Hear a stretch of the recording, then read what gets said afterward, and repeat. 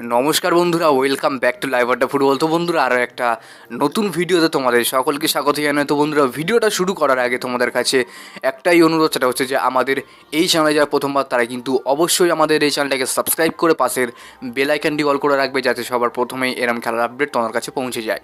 তো বন্ধুরা, পাশ থেকে একটু নয়েজ আসতে পারে, কারণ আমাদের পাশে কালী পুজো হচ্ছে, তার কারণে কিন্তু পাশ থেকে একটু আওয়াজ আসতে পারে, তার জন্য কিন্তু আমি ক্ষমা চেয়ে নিচ্ছি তোমাদের কাছে। তো বন্ধুরা, আজকে বিশেষ কিছু আপডেট তোমার সঙ্গে শেয়ার করার আছে, তো তোমরা ভিডিওটা একটা সেকেন্ডে স্কিপ না করে পুরো দেখতে থাকো। বন্ধুরা, সবার প্রথমে আমরা আলোচনা করব সাহাল আব্দুল সামাদকে নিয়ে। তো বন্ধুরা, সাহাল আব্দুল সামাদকে নিয়ে দারুণ খবর আছে, যেটা কিন্তু মোহনবাগান সাহালের সাথে কিন্তু আরও 1 বছরের ডিল এক্সটেনশন করে নিয়েছে।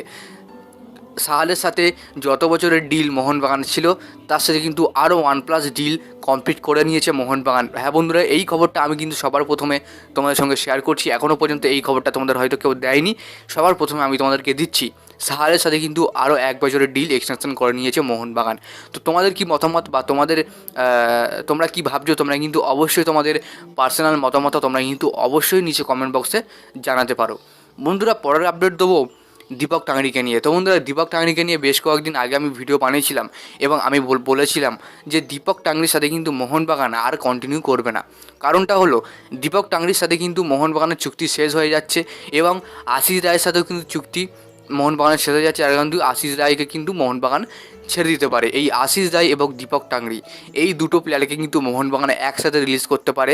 হয়তো একজনকে পুরোপুরি বাদ দিতে পারে বা একজনকে লোনে পাঠাতে পারে, এমনটাই খবর বেরিয়ে আসছে। তবে তোমাদের কি মনে হয় যে আশিস রায় এবং দীপক টাংরি এই দুজনকে যদি মোহনবাগান থেকে করে দেওয়া হয়, তাহলে কি মোহনবাগানের কোনো সুবিধা হবে নাকি অসুবিধা হবে? তোমরা কিন্তু অবশ্যই জানিয়ে দিও। বা মোহনবাগানের কোনো লাভ হবে নাকি লোকসান হবে, অবশ্যই তোমাদের মতামতটা তোমরা অবশ্যই নিচে কমেন্ট বক্সে জানিয়ে দাও। কারণ দেখো, দীপক টাংরি সেরকম একটা গেম টাইম পাচ্ছে না মোহনবাগানে, এবং দীপক টাংরি ভালো একজন প্লেয়ার।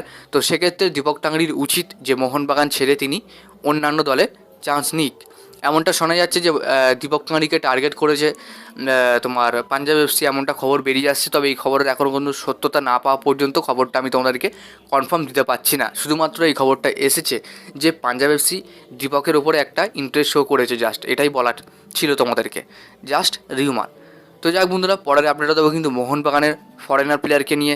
তো অনেকেরই রিকোয়েস্ট ছিল, অনেকেরই একটা আশা যে মোহনবাগানে স্টুয়ার্টের বিকল্প, অর্থাৎ স্টুয়ার্টের মতনই কিন্তু প্লেয়ার মোহনবাগানে আসুক। আর একটা খবর খুবই শোনা যাচ্ছে যে মোহনবাগান তোমার স্কটল্যান্ড থেকে প্লেয়ার আনতে পারে।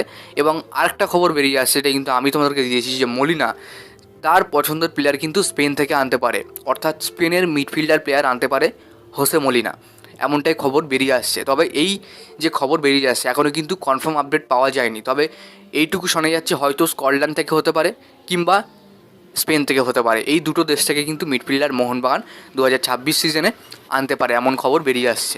তো যাক বন্ধুরা, আজকের জন্য ভিডিওটা এতটাই ছিল। ভিডিওটা ভালো লাইক করে দিও, আর আমাদের এই চ্যানেলে প্রথমবার হলে চ্যানেলটাকে সাবস্ক্রাইব করে পাশের বেল আইকনটি অল করে রাখো। ধন্যবাদ।